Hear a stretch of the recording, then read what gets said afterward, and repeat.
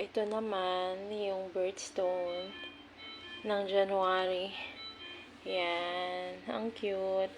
Ganito lang talaga yung gusto kong nipis.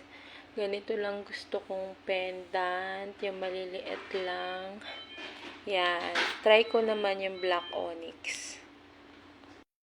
Yan. Mababaliktad yata.